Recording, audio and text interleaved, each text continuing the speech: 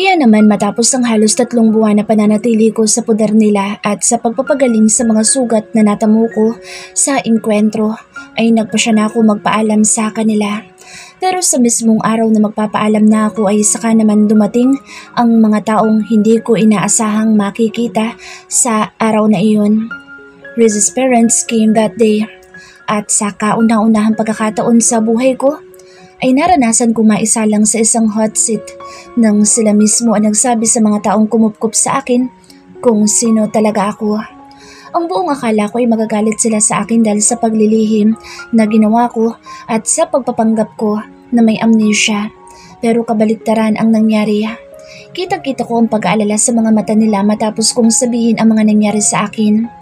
Hindi na ako nagulat na may alam na sila sa nangyari dahil balitang-balita pala ang nangyaring pagsabog sa isang hotel dito sa Baguio kung saan gaganapin sana ang seminar na dinaluhan ko. At bago matapos ang pag-uusap namin ay isa na namang impormasyon ang nalaman ko mula sa kanila na muntik nang magpakalimot sa akin na nasa isang alanganing sitwasyon ako sa mga oras na ito. Riza is pregnant? Halos hindi ko matapos-tapos ang pagtatanong at pagkukumpirma sa impormasyong sinabi nila sa akin.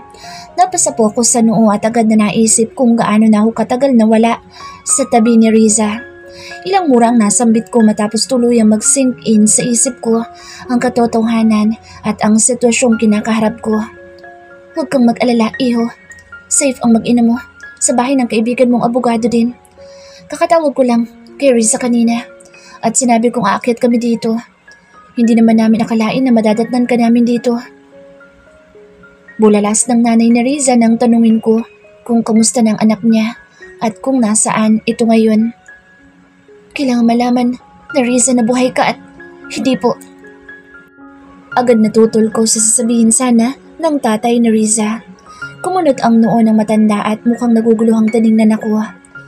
Wala po muna sana makakaalam na buhay ako. Malaking kaso po nangyaring ito at delikado po kung malalaman niyang buhay ako. Nakikiusap po ako sa inyo. Huwag niyo po muna sana ipaalam kay Riza. I don't want to stress her out now that I know that she's carrying my child. Halos hindi yun lumabas sa bibig ko. Masyadong tumataas ang emosyon ko sa tuwing may isip ko na mas kailangan ko na mag-ingat dahil hindi lang si Riza at ang pamilya ko ang naghihintay sa akin, kundi pati na rin ang magiging anak namin. Sa huli ay nakumbinsi ko rin ang parents ni Riza sa plano kong patuloy na pagtatago dito sa Baguio. Napag-alaman ko rin sa kanila mismo na hindi tumitigil ang kaibigan kong si Christian sa pagpapahanap sa akin. Kaya naisip kong lihim na kontakin na siya para mas maisaayos ko ang plano kung gawing pag-iimbestiga sa kasong ito. Nang makabalik ang parents ni Riza sa bahay nila ay nagsimula ang palihim na communication namin ni Christian. I gathered all the evidence and information that I got from Judge Ventura and immediately sent it to him. Kahit ang communication namin ay naging mahirap lalo na nang malaman niyang ang buong bahay niya at bahay ng parents ko ay naka-wiretapped. So someone really close to us didn't really convince that Christian and my family don't have any idea where I am. Sa ginawa nilang illegal surveillance sa bahay namin at ni Christian ay mukhang hindi talaga biro ang mga taong nilalabanan namin. Kaya ang plano ni Christian at ni Judge Ventura na pagkausap kay Daddy ay isinantabi muna namin. Kasama ngayon ang parents ko sina Lolo at Lola kaya may hirap na pati sila ay madamay pa. That's why they have to remain clueless as much as possible. Umabot ang pagtatago ko ng halos 1 taon kaya malaki nang in-improve ng kasong hinahawakan namin. With the help of Christian and Judge Ventura na ngayon ay lihim na rin nakikipag-communicate sa amin matapos niyang malaman na nakapreserve ang lahat ng ebidensya na nakuha ng Kuya Christian at kasalukuyan na iyong nakaproseso at iniimbestagahan ay parang nabuhayan siya ng loob na magagawa naming tapusin ang nasimulan ng best friend dito. It's time, Justin, Christian uttered when he called me months after they had finally convinced Jonathan Villaluz. Ngayon ay nagpasya na siyang ilapag ang pangalan ng leader, lahat ng miyembro ng Indian mob. It's time, Justin. Christian uttered when he called me months after they had finally convicted Jonathan Villaluz. Ngayon ay nagpa siya na siyang ilapag ang pangalan ng leader at lahat ng miyembro ng Indian mob matapos ang ilang tangkang pagpatay sa kanya sa loob ng kulungan. Thanks, Christian. See you soon. Sambit ko sa kanya bago ibaba ang tawag. Resume's personal voice. Kung maghiwalay tayo, sisiguraduhin ko mawawalang pangit mong apelido kay Cyrus. Palabas ako ng kwarto para puntahan si Justin sa library para kunin si Zion at makapagtrabaho siya ng maayos. Nang bumungad sa akin na mag-asawang mukhang nagbabangayan na naman na sina Sofia at Attorney Christian. Napailing ako at pinanood silang halos magtulakan na pababa sa hagdan. Kung hindi ko lang sila kilala, ay hindi ko maiisip na may relasyon sila dahil sa sobrang dalas ng bangayan nila sa araw-araw. Minsan ay iniisip ko nga kung anong pakiramdam ng inaaway ang taong mahal mo. Sabi naman ni Sofia ay healthy daw sa relasyon ng pag-aaway. Awayin ko rin kaya si Justin para maiba naman. Palagi na lang kasi kaming naglaloving-loving simula noong dumating siya. Try ko naman kayang awayin ngayon para mas maging healthy pa ang relasyon namin. Charot lang. Baka maging healthy nga ang relasyon namin pero ako naman yung atakihin sa puso dahil sa sobrang kilig kapag nagalit siya. Kakaiba pa naman ang karisma ni Justin kapag galit. Imbes na matakot ako, ay kinikilig pa ako sa galit niya. Nag-away ba kayong mommy, daddy? Narinig ko pang tanong ni Kim sa dalawa na kulang na lang ay magdikit ang mga mukha sa sobrang lapit sa isa't isa dahil sa biglaang pagsulpot ni Kim. No, baby. Of course not, Kim. Halos panabay na sagot naman ng dalawa. Kitang-kita ko ang mabagal na pag-angat ng kamay ni Sofia sa likuran ni Attorney Christian at saka pasimpleng sinabunutan sa gawing likod ng ulo. Nagkatinginan sila. Bakit naman kami mag-aaway ng daddy mo eh? Love na love ko kaya siya. Palusot ni Sofia at saka pasimpleng hinila ang buhok ni Attorney Christian sa likod. Diba, love? Hindi tayo nag-aaway? Sabi niya pa habang tinitingnan na makahulugan sa Attorney Christian. Nakita ko lalong nanliit ang mga mata ni Attorney Christian sa kanya bago napipilitang umiti at saka umangat din ang mga kamay at isinalo sa mukha ni Sofia bago binalingan si Kim na nanonood sa kanila. Yes, baby. There's no reason for us to fight. Sagot ni Attorney Christian at muling ibinaling ang tingin kay Sofia na tumataas ang kilay sa kanya dahil sa ginagawa niyang pagsalo sa mukha nito. We love each other that much and there's definitely no reason for us to fight. Habol niya pa na agad na itinagilid ang ulo at hinalikan sa Sofia sa harapan ni Kim.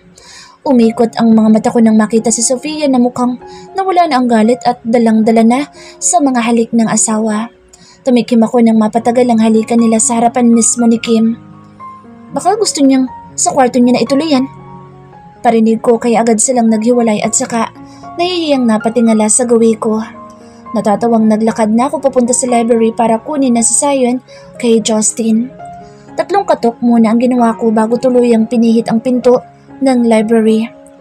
2 buwan na mula noong nakabalik si Justin at hanggang ngayon ay patuloy pa rin sila ni Attorney Christian sa pag-aayos para tuluyang maisara ang kaso sa nangyaring pagpapasabog ng hotel sa Baguio.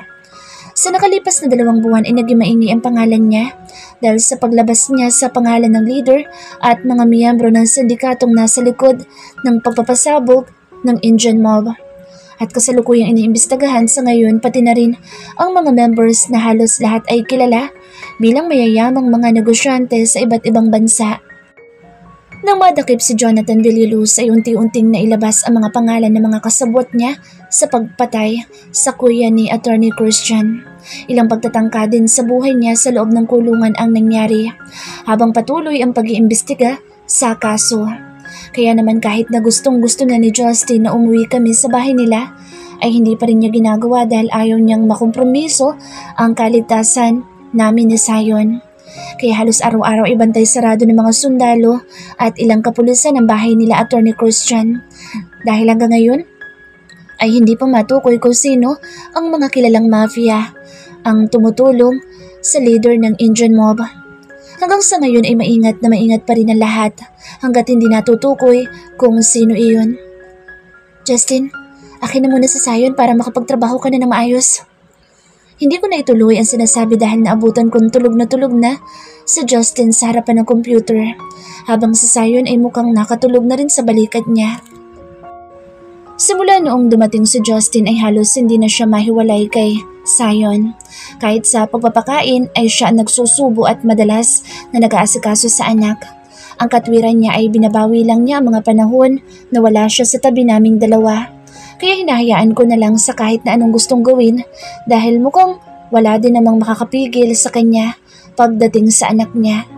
Yumuko ako at saka marahang tinapik ang pisngi niya.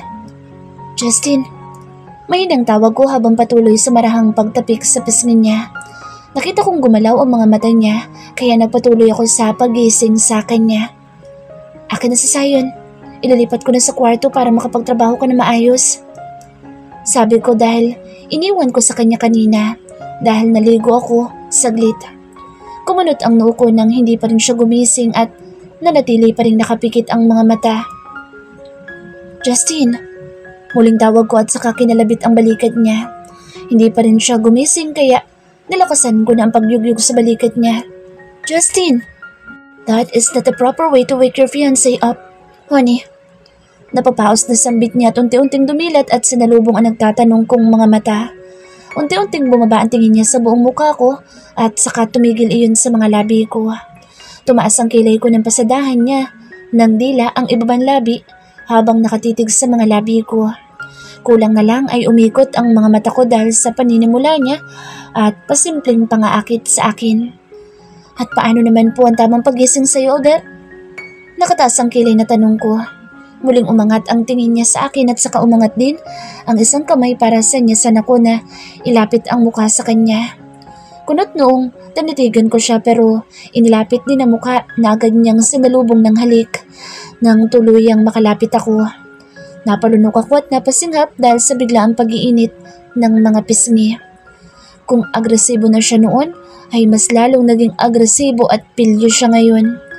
Minsan ay naabot kami ng ilang oras sa banyo kapag nagyayaya siya na maligo ng sabay at doon siya nakikipag-make love sa akin. Justin, tanghaling dapat. Why? Is there a specific time for us to make love? Wala namang oras pagdating sa pagmamahalan. Nangaakit na sabi niya kaya umikot na ng tuluyan ang mga mata ko. Akin na si Sayon, magtrabaho ka na dyan. Kung ano-ano namang sinasabi mo. Hindi ko na natapos ang sinasabi ko nang gumalaw na siya at saka dahan-dahang tumayo. Kunot ang noong napatingala ako sa kanya nang hindi niya iabot sa akin sa Sayon. Let's go. Yaya niya kaya hindi makapaniwalang tinitigan ko ulit siya. Naglapat ang mga labi niya bago yumuko at kinuha ang isang kamay ko. Pinagsalikop niya mga kamay namin at saka muling nag-angat ng tingin sa akin. Saan? Tanong ko. In our room. Sagot niya at saka nagsimulang maglakad palabas sa library pero pinigilan ko. Hindi ka na ba magtatrabaho? Isang oras pa bago ang tanghalian. I'll eat my early lunch. Sagot niya at saka muling hinila ko palabas pero pumalag ako kaya nilingon niya ulit ako. I'll eat my lunch in a room. Bulong niya nang humilig palapit sa akin. Umawang ang bibig ko nang makuha ang gusto niyang sabihin. Justin! Where are you going, Justin? Napahinto kami nang makasalubong namin sa Attorney Christian na mukhang papasok na sa library. Come in, I've just got some files in our room. Palusot niya pa kay Attorney Christian. I'll be back after an hour or two. Habol niya pa bago mabilis na hinila na ako papasok sa kwarto. Nang makapasok kami sa kwarto, ay binitawan niya ang kamay ko para ibaba sa Sayon sa crib. Naiiling na pinanood ko siyang hinahalikan pa sa noo ang anak bago tuluyang iwanan doon. Anong klaseng files ang hanapin mo dito sa kwarto? At aabutin ka ng isang oras? Mahigit, Aber? Nakataas ang kilay na tanong ko. Nilingon niya ako at saka lumakad palapit sa akin. Napalunok ako nang makita kong hinawakan niyang laylayan ng suot niyang t-shirt at saka hinila iyong pataas. Ulalam, ulam. Bilyang sigaw ng utak ko nang tumambad sa harapan ko ang matipuno niyang katawan. Hinihingal na bumagsak ako sa ibabaw niya nang matapos ang unang beses ng pag-iisa ng mga katawan namin. Mahigpit na niyakap niya ako at saka naramdaman ko ang ginawa niyang pagbulong sa akin. I don't think you will be able to continue your studies this year. Bulong niya kaya napatingin ako sa kanya. Inayos niya ang mga buhok na nakaharang sa mata ko. Dahil hindi pa kaya matapos ang kaso ngayong taon? Tanong ko dahil kung iyon ang dahilan ay wala namang problema. Mas mahalaga pa rin ang kaligtasan namin kaysa ang makapagpatuloy sa pag-aaral. Umiling siya at saka unti-unting ngumisi kaya kumunot ang noo ko. Ano? Nakataas ang kilay na tanong ko. Because you'll surely get pregnant again this year? Nakangising sagot niya kaya umawang ang bibig ko at agad na nag-init ang mga pisngi. Sa sobrang pagmamadali namin ay hindi na siya nakagamit ng proteksyon. Pinag-usapan na kasi namin ang tungkol doon at pumayag naman siya.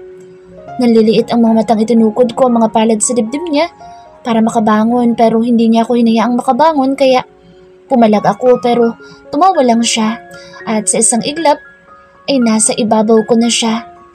Justin! Naliliit ang mga matang saway ko. Mumisi lang siya sa akin. Yes, honey? Ready for round 2? Nanunod yung sambit niya pa at saka kinikindat-kindatan ako. Nang umirap ako, ay humalakhak lang siya at saka hinuli ang mga labi ko para patahimikin ako sa gagawin ko sanang pananarmon sa kanya.